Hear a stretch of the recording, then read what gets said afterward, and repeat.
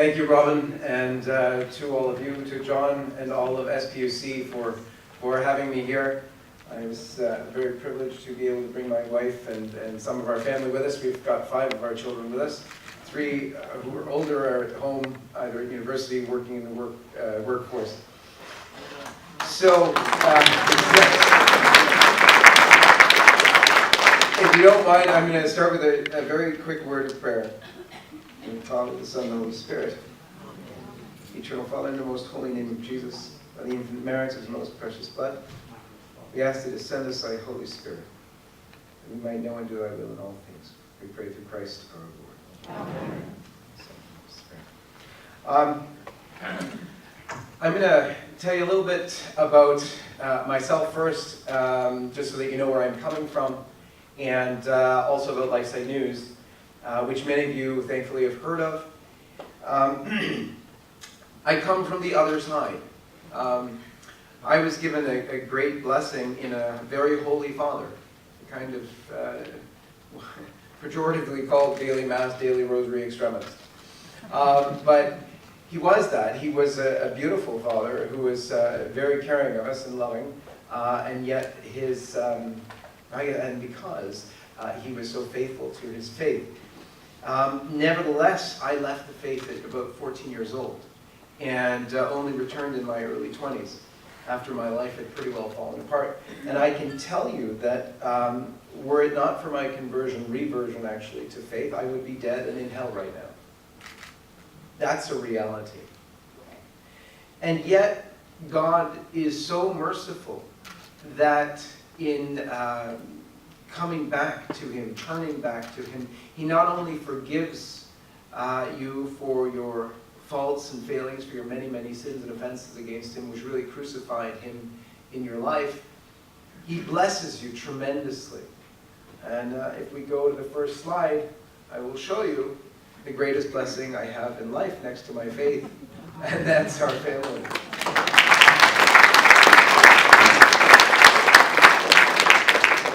Our eldest 3, whom you will see, I believe, on your far right-hand side, in order, there's Hannah, Joshua, and Jacob. And so they're not with us, all the rest are with us, believe it or not. And it's another blessing that came with my faith was joining the pro-life movement, because I felt called to do it really providentially. I was actually told in a mass by, some daily mass somewhere by someone that I needed to go and basically work for the pro-life movement. It was kind of strange at the beginning because honestly, the leader of the pro-life movement there thought I was a spy for Planned Parenthood. My whole academic career didn't fit at all with what I was trying to do. Anyway, nonetheless, 20 years ago this year we founded LifeSite News, Steve Jelsadak and I, after a couple of years working inside the pro-life movement. I was doing reports on life and family of interest for Jim. Jim Hughes is the leader of Campaign Life Coalition, a close friend of John Smeaton's for many, many years now. He's also vice president of International Right to Life, which John serves on as well. And in those early years, in the mid-1990s, I was doing daily reports on what was going on around the world, giving little summary reports of things happening, and usually from the news. But I noticed in the news that they weren't covering any of the things that we were doing. We'd have a pro-life march, and 100,000, 200,000 people would come in America, and they wouldn't say anything. 500,000 people showed up, nothing in the news. Incredible, even in the local news. You imagine what happens, right?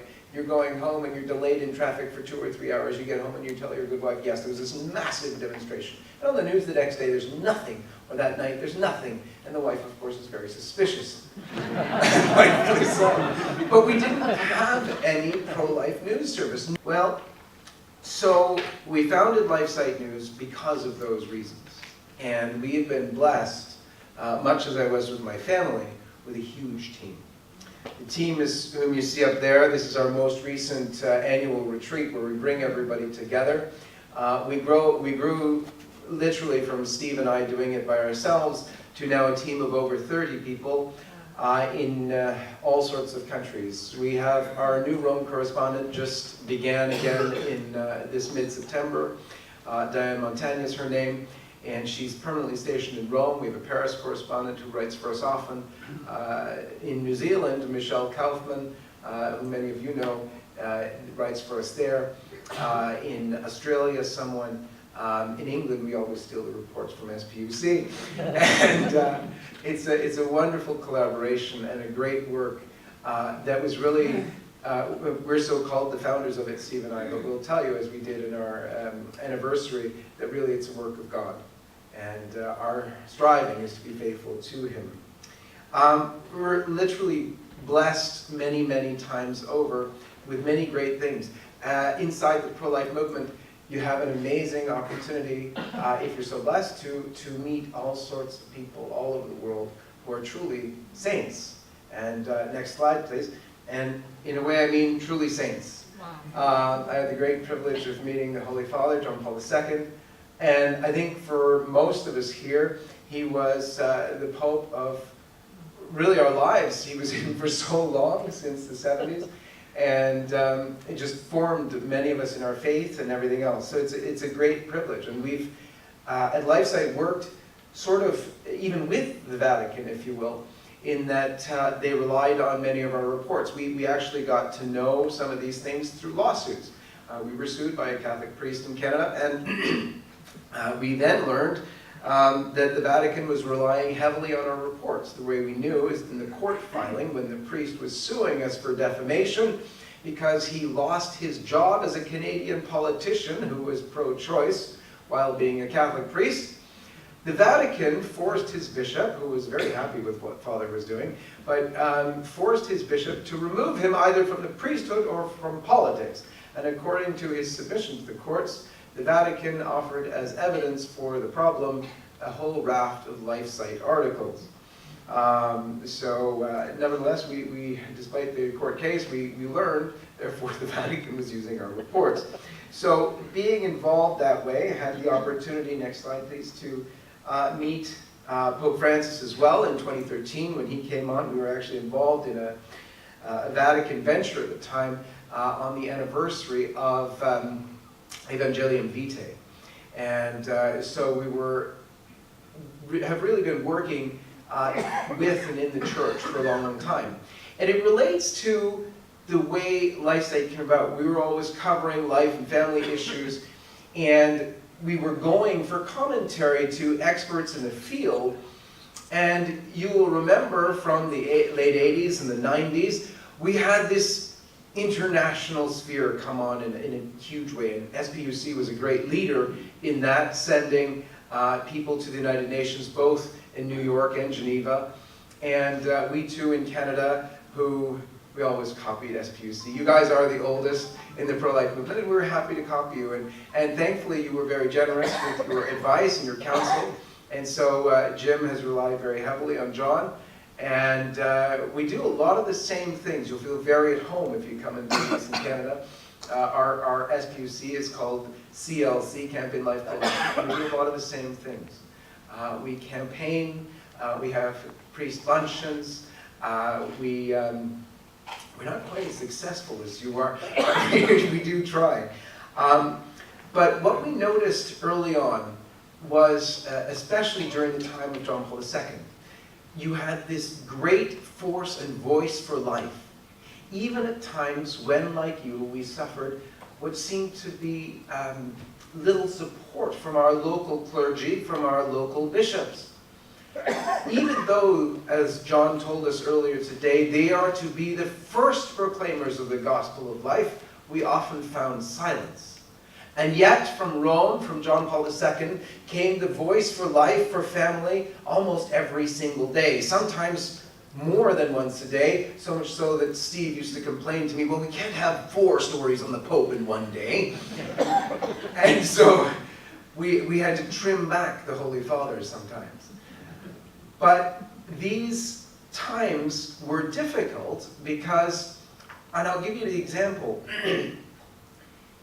in America, where we often went because we were so close, we would send all of our starting off journalists to Washington for their March for Life because it's incredibly encouraging. You have between 100,000 and 500,000 people showing up every year at very cold times in January to go and march for life.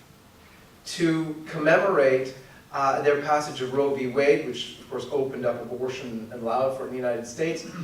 And we noticed an amazing thing. Even though it was a commemoration of a horrific anniversary, it was a celebration of life and a commitment to stand for life, where you realized you weren't the only one. There are thousands, hundreds of thousands of people there. But even more impressive to me than that was the Mass before the March for Life, the Vigil for Life, they call it, at the Basilica of the National Shrine, where you had literally 35 bishops, 5 cardinals, hundreds of priests and seminarians processing down the aisle and up the aisle, the procession taking nearly an hour. The basilica that normally holds 6,000 is packed to the rafters with 10,000 in it. And so it's just an awesome spectacle. And as journalists, we were upstairs taking photos of it from there. It looks fabulous. So these are the things that really motivated us. And we started our March for Life in 1997 as well. And we were unable to find a bishop to help us with the March for Life. No sitting bishop in Canada would say for us a Mass for the March for Life, except we did find one who had a conversion after he retired, and he was healed of something or other, and started saying the Mass for the March for Life. In the year 2000, we noticed something, and this probably for LifeSite was a momentous moment, because we noticed something happen. Every year we had followed something called the March of Women, because it was pro-abortion. It was also pro-lesbian, but it was for women. So a lot of people would support it, a lot of companies, and we would often focus on those companies, trying to call them out, saying, hey, do you know that the group that you're supporting, which purports to be a March for Women, is actually not that at all. It's against women in the womb. It's for abortion. Well, in 2000, they were going to do a big show, and I did the normal thing, went to the website, looked up who their sponsors were, and lo and behold, one of the sponsors was the Canadian Conference of Catholic Bishops. And I said, that's impossible. So I called them up and I said, are you supporting the March of Women? Oh, yes, yes, yes, we are. Do you know they're pro-abortion? They're explicitly pro-abortion. And there was pause. And then there was talk about a nominal donation of something like $10,000. Because, you know, they are for women, you know. And so I hung up the phone and I called up Jim Hughes and I said, the Canadian Conference of Catholic Bishops, do they ever sponsor us with money for the March for Life? And there was laughter on the other end of the phone. Laughter suggests, are you kidding me? And so we published a story about this, and it created a great kerfuffle, because the Cardinal Archbishop of Toronto, at the time Cardinal Ambrosich, objected to this. Well, lo and behold, the newspapers called me, because that's big news when the Cardinal objects to something the Canadian Conference is doing. By the end of the affair, we had 5 bishops come out, in addition to the Cardinal, against the funding of the March of Women in Canada, and we had 6 bishops come out publicly in favor of it. And then came the Mass for the March of Women. Oh yes, there was a Mass, celebrated by 6 sitting Canadian bishops at a time when not one sitting Canadian bishop would celebrate a Mass for the March for Life. But that's 20 years ago, and in the intervening years, thanks to the work of John Paul II and Pope Benedict, and many faithful bishops who were in smaller dioceses and craftily moved to bigger ones, we have now a participation by about 25 Canadian bishops in our March for Life.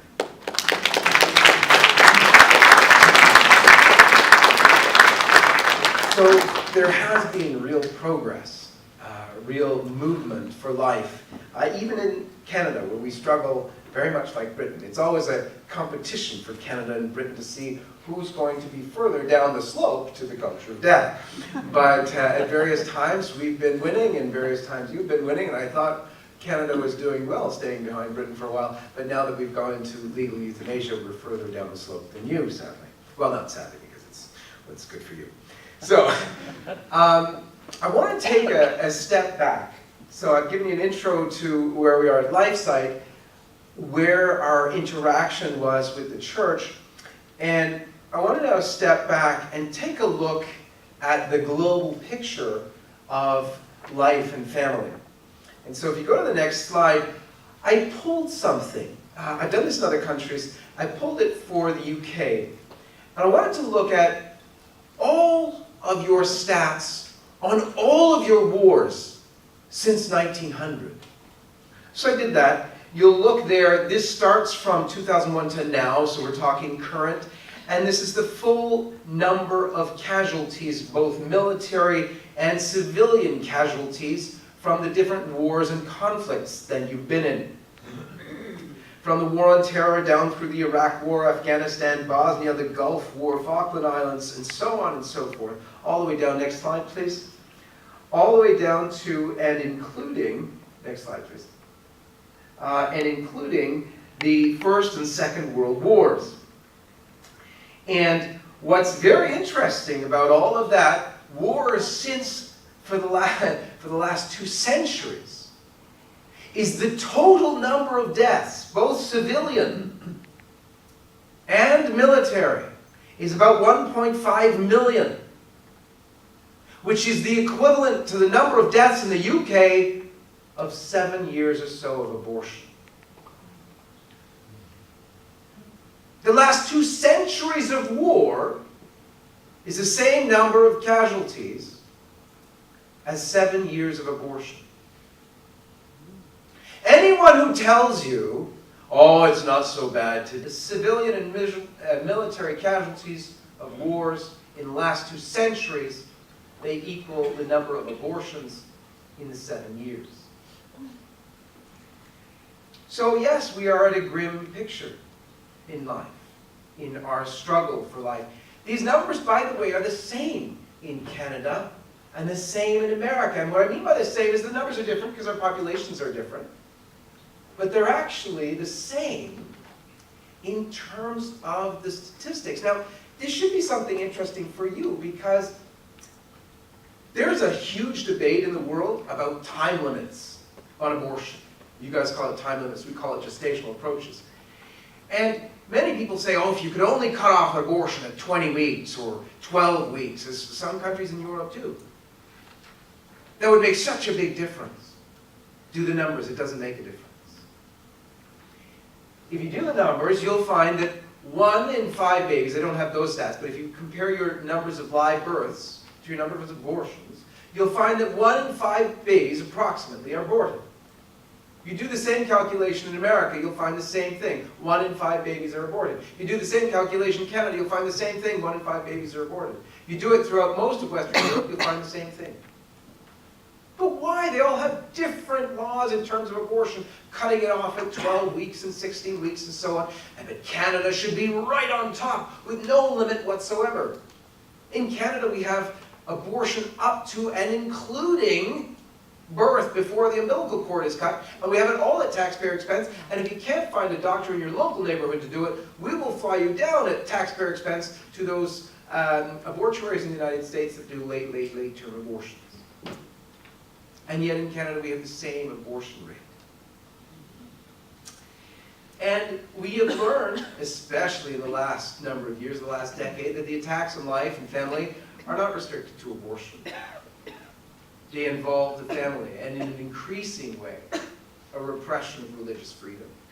And we've seen that in this last decade, especially through the laws on same-sex marriage that have come in. And nobody believed it when it began.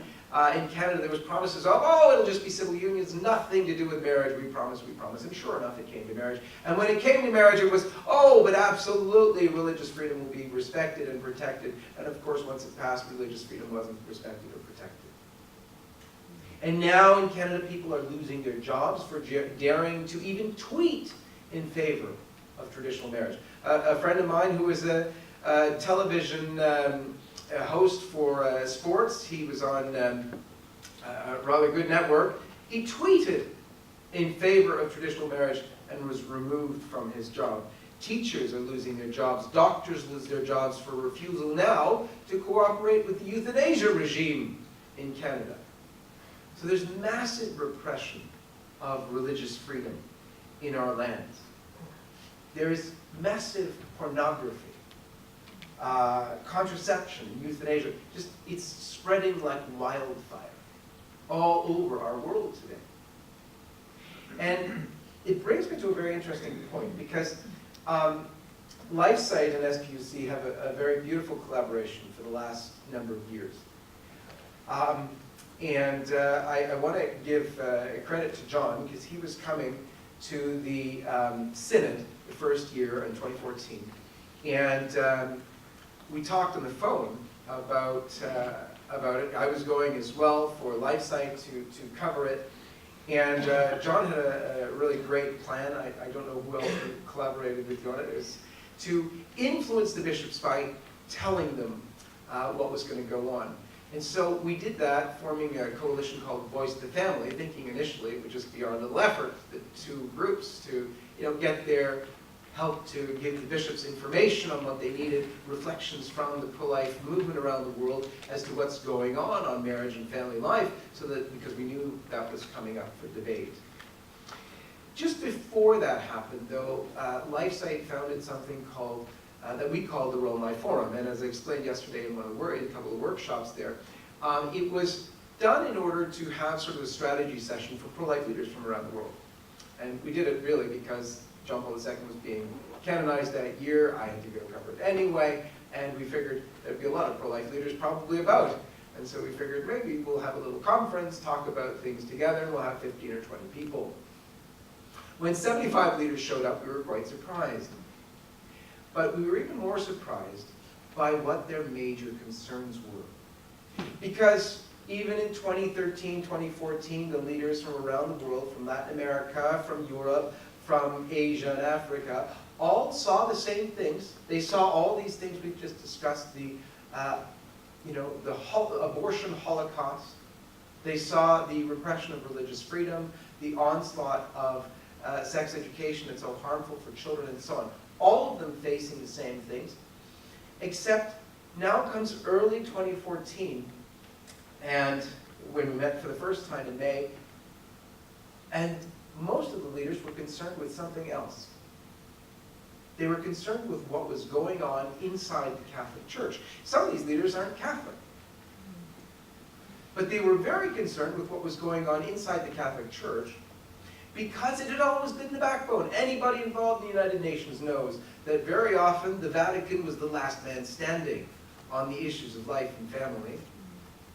And that was necessary for not only Catholics, but for all Christians and for all lovers of life and family, even if they had no religion, because someone was holding fast.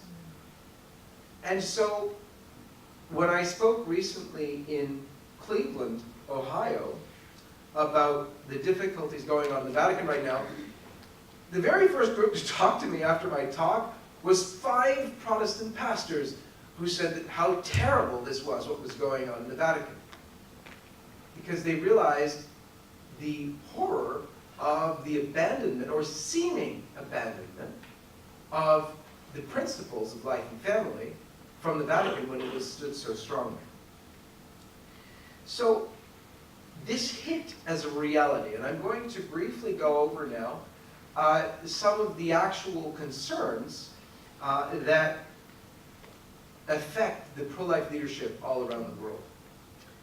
So, next slide, please. In September of 2013, so this is just after the election, we heard Pope Francis on a plane and also in an interview say these words: "We cannot insist only on issues related to abortion, gay marriage, and the use of contraceptive methods. This is not possible. I have not spoken much about these things, and I was reprimanded for that. But when we speak about these issues, we have to talk about them in a context. The teaching of the Church, for that matter, is clear, and I'm a son of the Church, but it is not necessary to talk about these issues all the time."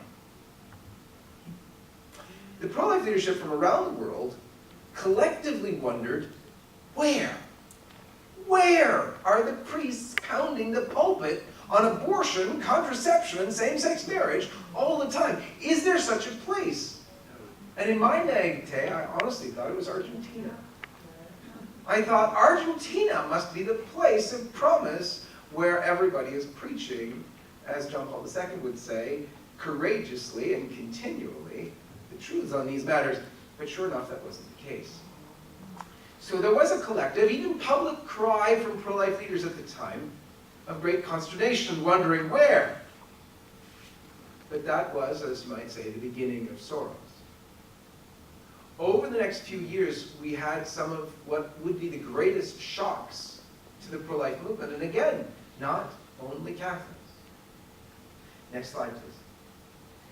So, in February of last year, in an interview with the most prominent daily paper in Italy, Pope Francis praised the leading abortionist in Italy, Emma Bonino. He said she is one of the nation's forgotten greats, comparing her to historical figures such as Konrad Adenauer and Robert Schuman. Emma Bonino is, if you're all Canadian, you would understand my reference. She is both an abortionist and a politician who brought in abortion. She was doing illegal abortions, up to 10,000 of them herself.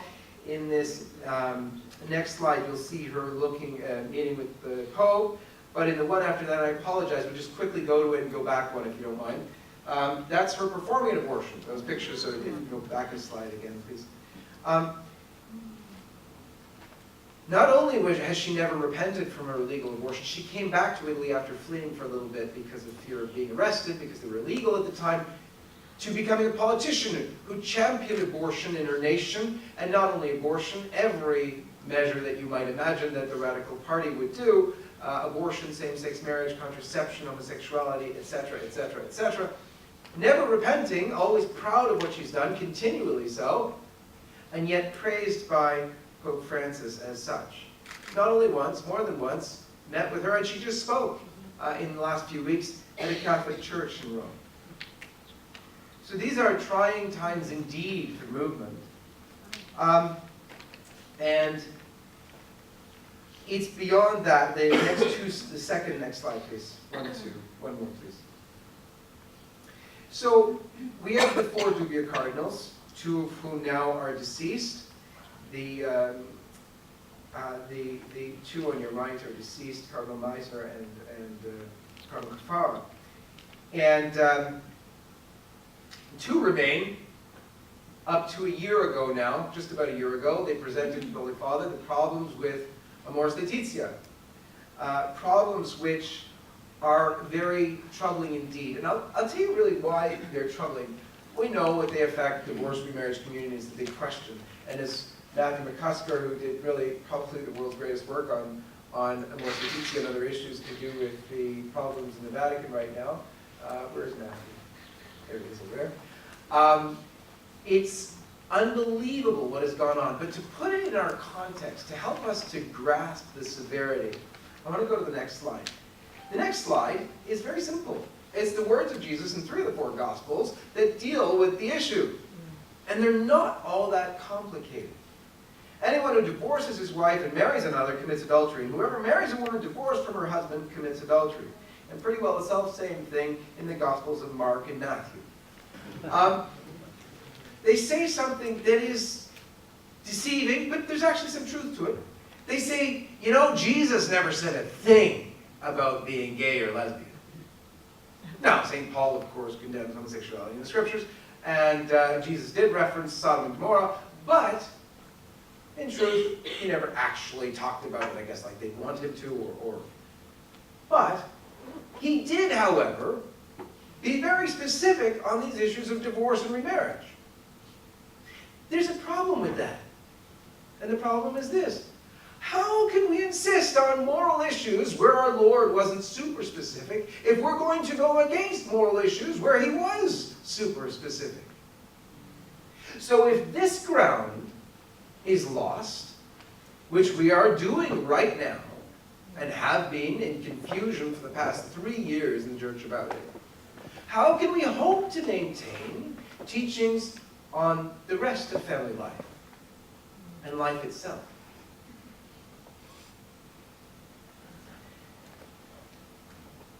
The next slides are going to be disturbing. If you haven't been already, next slide, please. This is Cardinal Daniels. Cardinal Godfrey Daniels was made cardinal, unfortunately, by John Paul II. But he's a very troubling man. In fact, under John Paul II and Benedict, he was sort of put aside. Because he was very, very controversial. Here he is in a rainbow sash against the teaching of homosexuality, of course. But not only that, he's the same cardinal who told the King of Belgium that he could go ahead and legalize abortion, decriminalize abortion. And he's the same cardinal. Now, so in terms of the church, that's terrible, heresy. Someone who really isn't a Catholic, but nevertheless is not only a bishop, but a cardinal. But not only that, just in terms of the church, this is the same fellow who was caught on tape telling a sexual abuse victim not to go forward with his testimony about being abused by a bishop friend of his. The tapes are public. They're on the internet. You can actually go listen to them. And he's caught telling this young man not to go forward because the bishop's going to retire in a year. Oh, and by the way, the bishop, friend of his, is the uncle of that young fellow who was sexually abused. So it was incestuous sexual abuse, and he is caught on tape doing the very act that we're now condemning bishops for all over the world, and Cardinal Pell is sort of on trial for. And yet, Cardinal Daniels is not only prominent, and how prominent, if you go to the next slide, you'll see, this is the election of Pope Francis, and there is Cardinal Daniels, one of the few cardinals, on the balcony with Pope Francis at his election.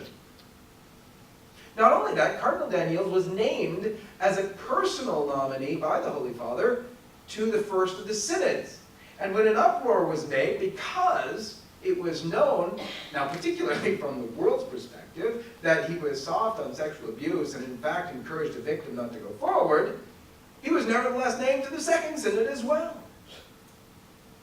You guys notice this, I'm sure, as we do in America, that in the media it seems that those on the left can get away with murder, or anything for that matter. So someone even steeped in the sexual abuse crisis like this can get away with it nonetheless. But more specifically to our own issues of life and family, if you go to the next slide, you will see Archbishop Paglia, who is now the head of the Academy for Life, and actually of the John Paul II Institute for Life and Family as well. Archbishop Paglia previously was the head of the Pontifical Council for the Family. And during the World Youth Day in Krakow, they put out a very scandalous sex education program from the Vatican itself. I'm going to show you one page from their sex education program in the next slide. And that's it. If you notice the new torso of the fellow with the woman's hand by his crotch area, we'll go back up to the slide of Archbishop Paglia, if you will. I'm sorry to show you these, but I think we need to see the evidence of what we're talking about, because we're talking of things on a scale that are so unbelievable as really to be wished weren't true. They are, unfortunately. This is the same Archbishop, actually, who even before that, before being the head of the Pontifical Council for the Family, was an Archbishop in Terni. And as the Archbishop of Terni had a huge mural painted on the opposite wall of the tabernacle as you come into the church, the cathedral church in Terni. And we went there this past May and took photos of it for ourselves. And it's a massive mural that takes up the whole backside of the church. And it's a picture of Christ with a translucent garb so you can actually see his genitals underneath. He's holding two nets, and in the nets are naked people in sort of quasi-erotic sexual poses. None actually copulating, because the artist was told by the Archbishop we shouldn't exactly do copulating, but they're sensual, they're erotic poses of those who are homosexual, bisexual, transgender, and so on. And this was intended, and it was to be shown that Christ was lifting them into heaven. And so this, the scandalous thing takes place. This is known. We'll go back up to the picture of the Archbishop, if you will. Sorry. This is known, and nevertheless these appointments are made. This fellow, probably acting under direction, but also stripped the Academy for Life of all of its members. These are members who worked with John Paul II on beginning this Institute for Life, for Family, and were nonetheless all removed. some were appointed back. But many of those who had voiced concern about what's going on in the Vatican were not, including some of the original members who founded its beginning with their own funds. But nonetheless, that's where we are today. In fact, some of the appointments to the Academy for Life are now people who are against life, who are against the family. In the next slide, after those two, you'll find another strange thing has happened. And that is that the Father of Population Control spoke at the Vatican at its first population control conference. And I say first because there's another one happening on the 2nd to 4th of November, when we'll be in Rome at the time protesting it at a press conference that we're running there. Because at the first of them, Paul Ehrlich, the author of the Population Bomb, who's really one of the originals in terms of promoting population control, openly supported forced abortion, mass sterilization. He was speaking at the Vatican, no less. And he called, this is the same fellow who called the Catholic Church's moral teachings, and I quote, just as unethical as a terrorist act, and suggested sex-selective abortion might be a better fate for girls than being born.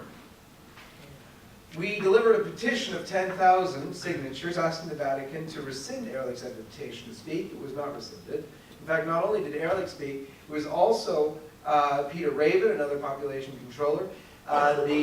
The first encyclical by Pope Francis on the environment, called Laudato Si', was actually helped, and at the press conference was another population controller by the name of Schellnhuber, and the Vice President of the Population Council, John Gongartz, was speaking at that last conference as well, and they'll all be back at this conference in November. I actually have a photo, I believe. It might not be, so we'll just skip that for now. Oh yes, there it is. So let's see. The next slide, you should see the photos. There on your left is Paul Ehrlich, John Bongartz, Peter Raven, and Archbishop Marcello Sorondo, who is the head of the Pontifical Academy for Social Sciences, which is the one that's putting on these conferences. A very dangerous man in the Vatican indeed. You go down one more slide, you'll see there's Archbishop Sorondo with Pope Francis. Next to him is Ban Ki-moon, the pro-abortion, pro-homosexual former head of the United Nations. And next to him, a very interesting character there on your far right hand in the corner, Jeffrey Sachs, population controller, worker with George Soros, promoting population control around the world, really one of the enforcers of population control at the behest of George Soros, in the Vatican, and he's such a frequent speaker at the Vatican, he's often now called the Vatican Circuit Speaker. The list goes on. In the next slide, you'll see that on October the 2nd, in his flight to Rome, Pope Francis referred to a woman who felt like a man but was physically a young woman. After a sex change surgery in her 20s, Pope Francis said he got married. Pope Francis is intentionally referring to this woman who underwent a sex change as a man. These are the quotes from the Pope, he wrote me a letter saying that for him it would be a consolation to come and see me with his wife. I received them and they were very happy. Clarifying his use of pronouns, the Pope said, he that was her, but is he.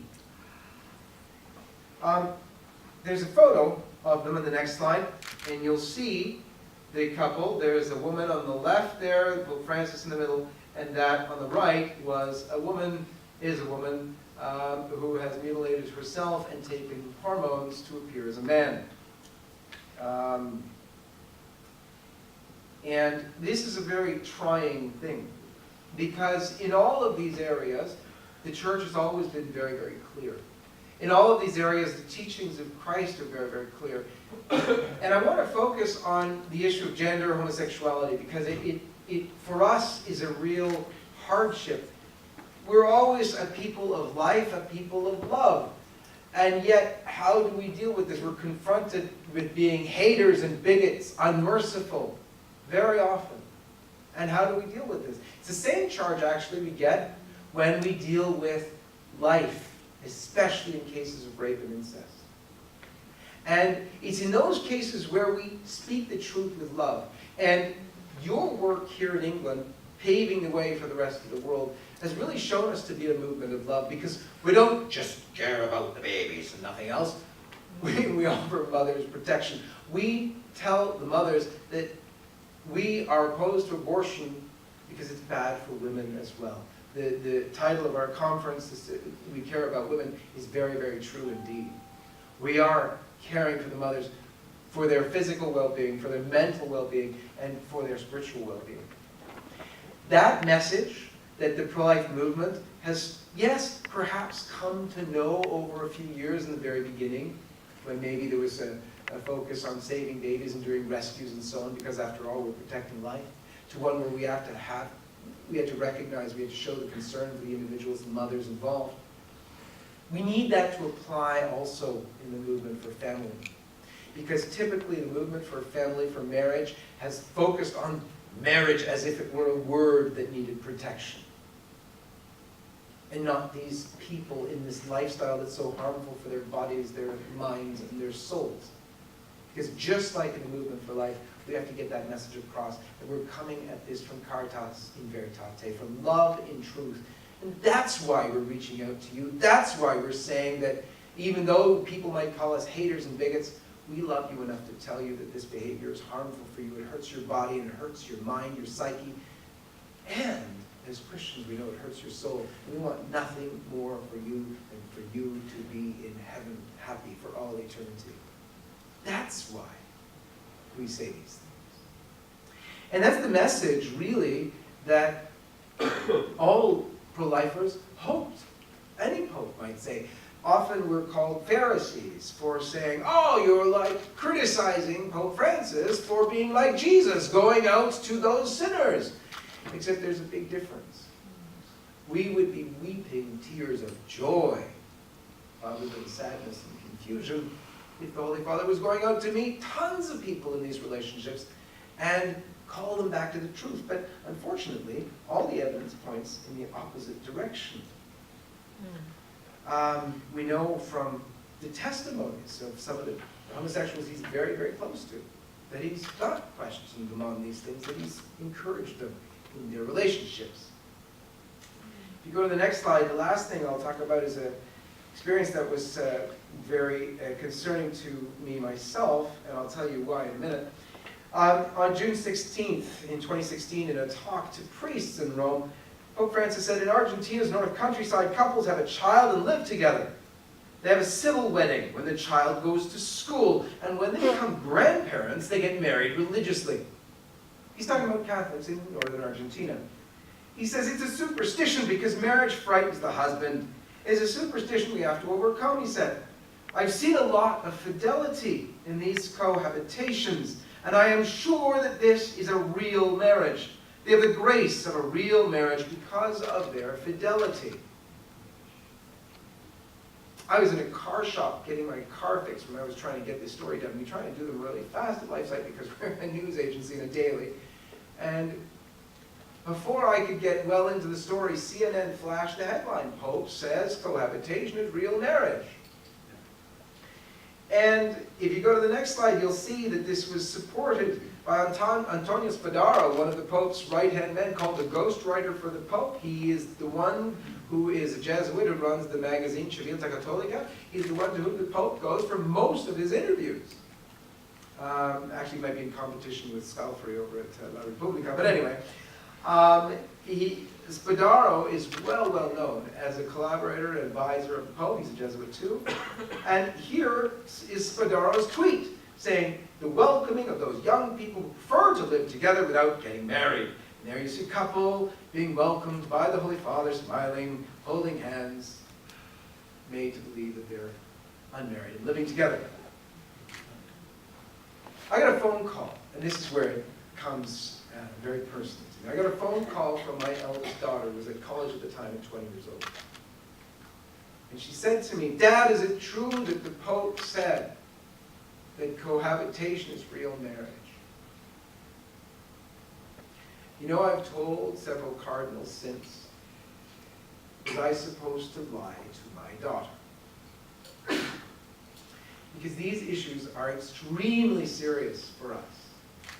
Not just for the movement, not just for the whole wide world, but for us as parents, for us as grandparents. This plays a key role because it threatens the spiritual lives of our children, which are actually more important than their own physical lives. I don't know about you, but I pray first and foremost for the salvation, eternal salvation of my children, whether that means they have to die in the next 5 minutes or not. Because that's what's really important. But we had to know that this was coming. In fact, there's a really neat quote that's on the next slide that I'm going to share with you as we launch into this next section, which will be, hopefully for you, a section of hope. There was Cardinal Daniels, who just passed away. He was the first of the presidents of the Pontifical Institute for, John Paul II Institute for Life and Family, set up by John Paul II during his time. And it was a time in the Vatican where there was a lot of pressure. People were against life and family inside the Vatican, and the more you go there, the more you realize it's actually possible. Time warned him by Sister Lucia 35 years ago. He thinks that time is now, since the Church has been debating these proposals on marriage and the family for the last few years. So let's go on to hope. And the hope is really this. And I'm going to show you something and tell you something, knowing that some of you are not Catholics, because I'm a journalist, and journalists tend to follow the facts. And let me tell you some facts about what happened 100 years ago that actually foretold what we're going through now.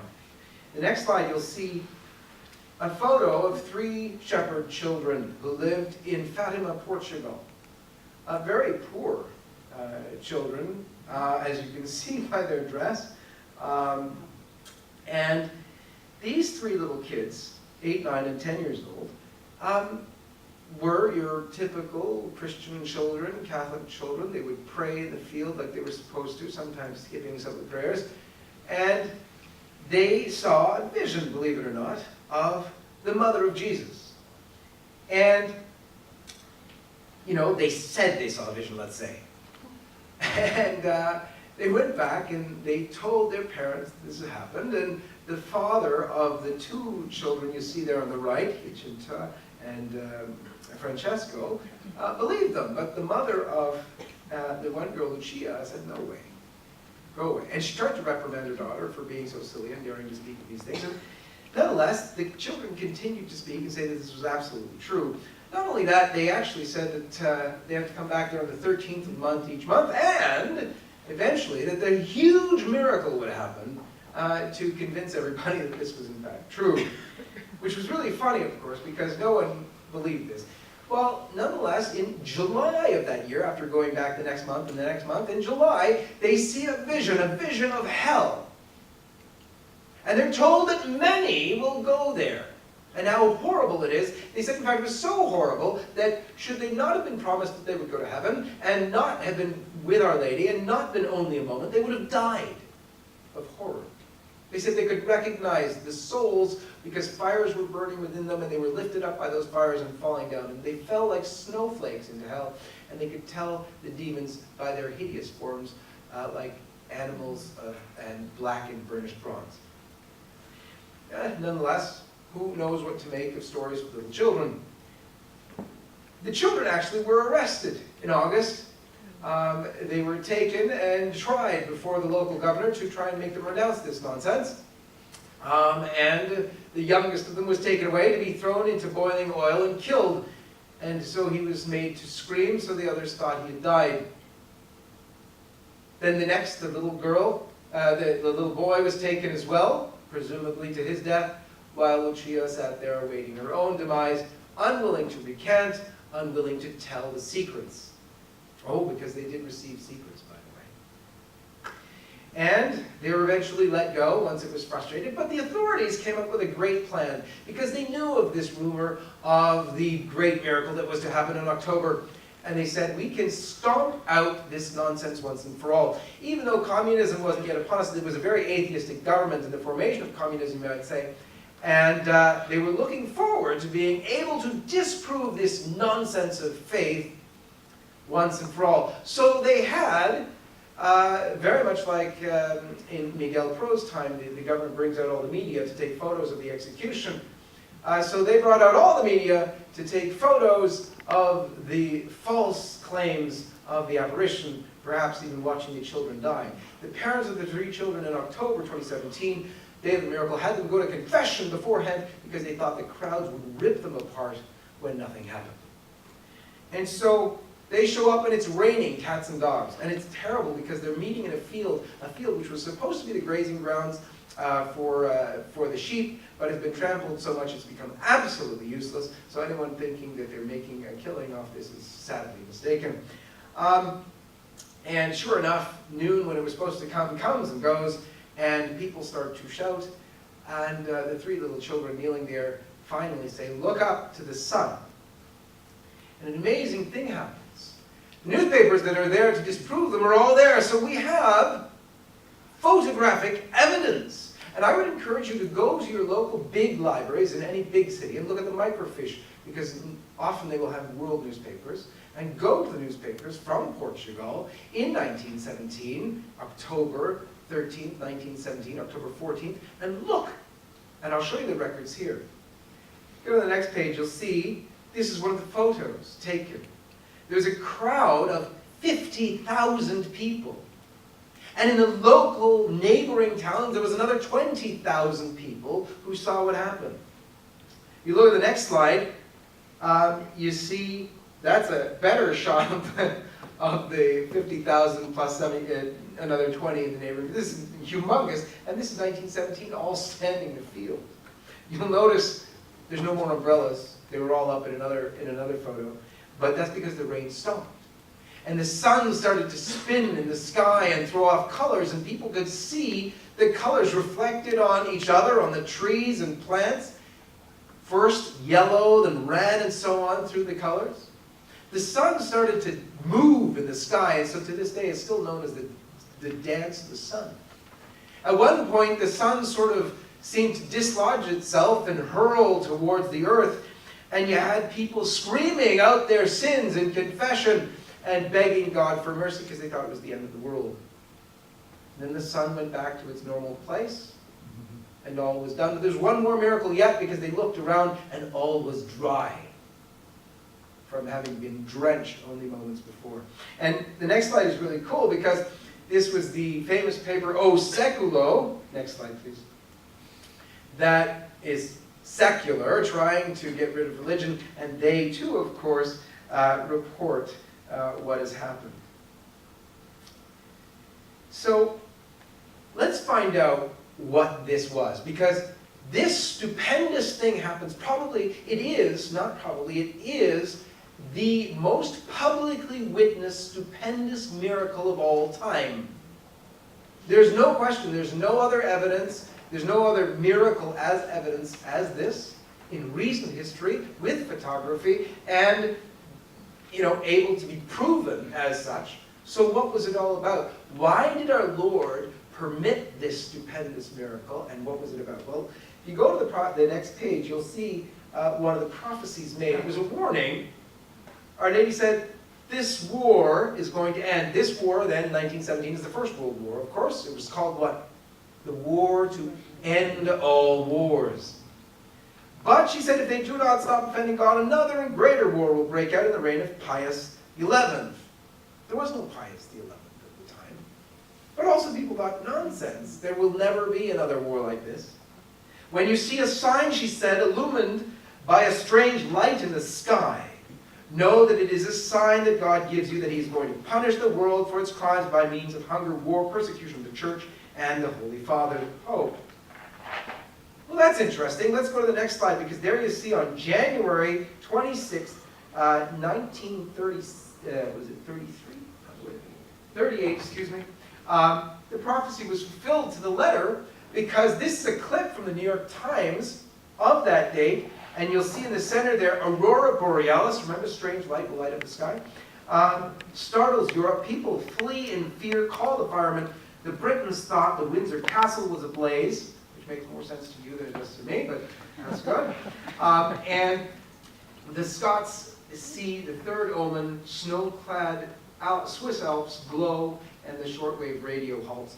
So it's proof positive of something she predicted happening.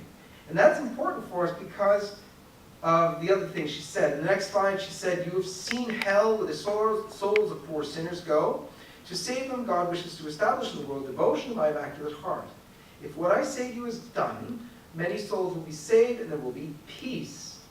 The next slide, you'll see, we talked about hell, and the next slide, in a message to Yatsinta, the littlest of the girls, she said, "More souls go to hell because of sins of the flesh than for any other reason."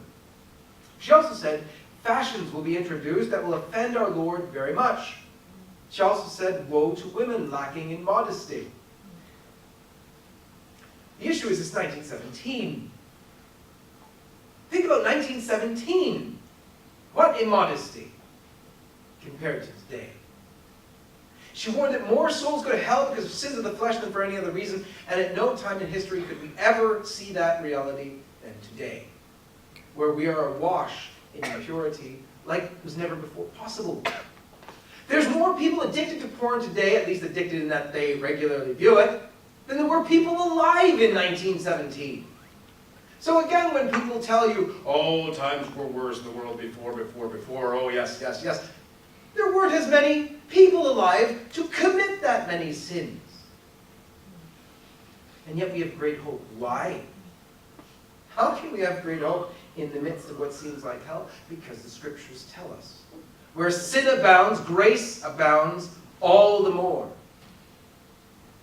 And if that's true, there's more grace abounding today than ever before in human history, available for our taking and for our asking. And that's why when Our Lady came, it was about turning again to her Son's will and about prayer and sacrifice. Remember what Jesus said? Some demons only go out with prayer and fasting. And this today is needed. I'll run through exactly her words in the next slide. "To prevent this, I shall come to ask for the consecration of Russia to my Immaculate Heart and the communion of reparation on the first Saturdays. If my requests are heeded, Russia will be converted and there will be peace. If not, she will spread her errors through the world, causing wars, persecutions of the church. The good will be martyred, the Holy Father will have much to suffer, and various nations will be annihilated." And much of that I will have to skip over just for the sake of time, but just to know, Russia plays a very big role here. 1920, Russia was the first to legalize abortion. In Russia, you have a hugely disproportionate abortion rate. Whereas I said, you're normally 1 to 5, it's much greater in Russia. In fact, they're twice our abortion rate everywhere else. The goals of communism actually were outlined in a book by Cleon Skousen, who was, according to Ronald Reagan, the best one qualified to discuss the threat from communism. And if I read just a few of these, you'll get the sense of what the spread of communism was about. This warning of Our Lady about the spread of Russia. Warning obscenity by calling them censorship. Break down the cultural standards of morality by promoting pornography, obscenity in books, magazines, motion pictures, radio, and TV. Present homosexuality, degeneracy, and promiscuity as normal, natural, and healthy. Infiltrate the churches and replace revealed religion with social religion, and so on and so forth.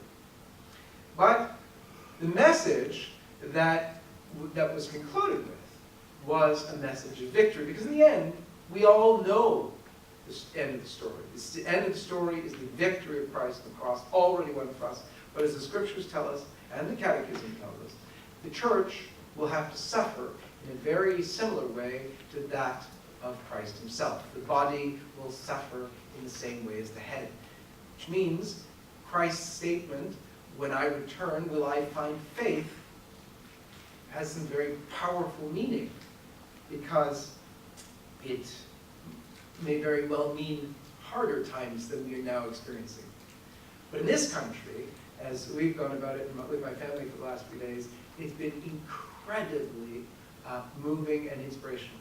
Because here you have the witness of many martyrs for the faith, going back over 1,000 years. And that beautiful testimony to the faith in the midst of grave hardship should be for us an encouragement. Hard times are not all that hard, seen in the light of the gospel. This world is what it's meant to be, a testing ground for heaven. And we are given the opportunity, because we're placed in this time by our Lord Jesus Christ, to stand for his truth of life and family, as we are called to do. Our Lady had a very special message for us. And in the final slide, you'll see this was the final message to Cardinal Kafar when he received that message from Our Lady through Sister Lucia's letter. He said, "Don't be afraid, because anyone who works for the sanctity of marriage and the family will always be fought and opposed in every way, because this is the decisive issue." But she concluded, "However, Our Lady has already crushed his head." We can take great hope in the struggles that we're facing now, even though they seem hopeless perhaps. But we have great hope in the power and the resurrection of Jesus Christ. He promised it, and let's bank all of our sufferings and trials, offering them up daily in union with the holy sacrifice of the Mass, Jesus' own sacrifice on Calvary. That's where the power exists, that's where the truth is, and let us be joyful in taking up our crosses and following him. God bless you.